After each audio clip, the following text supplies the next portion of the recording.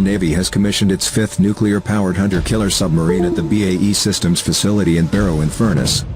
The HMS Anson, developed under a £1.3 billion, $1.5 billion contract, is designed to intercept threats above and below the waves and destroy enemy military infrastructure with pinpoint accuracy. The vessel underwent trials in February 2021 and entered service in April 2021. The submarine will complete the Navy's attack boat fleet alongside HMS Astute, HMS Ambush, HMS Artful, and HMS Audacious. The Navy is expected to complete a total of 7 Astute-class submarines by 2026. HMS Anson.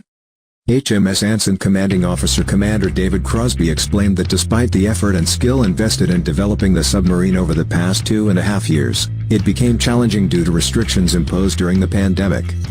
Given the world we live in, there is no more important tool in the United Kingdom's arsenal, silent, unseen, and a key instrument of our global, modern, ready Royal Navy, First Sea Lord Admiral Sir Ben Key said.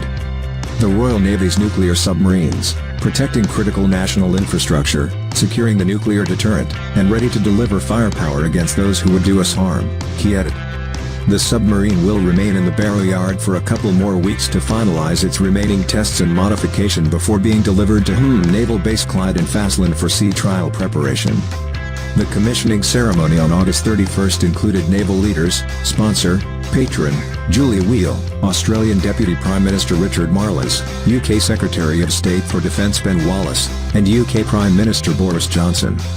HMS Anson. HMS Anson is named after 18th century Admiral George Anson, who led the victory at Cape Finisterre in 1747. The 97-meter, 318 feet, submarine is armed with 38 Spearfish torpedoes and Tomahawk Block V cruise missiles. It can strike land-based targets, ships and other submarines at up to 1,000 miles, 1,600 kilometers.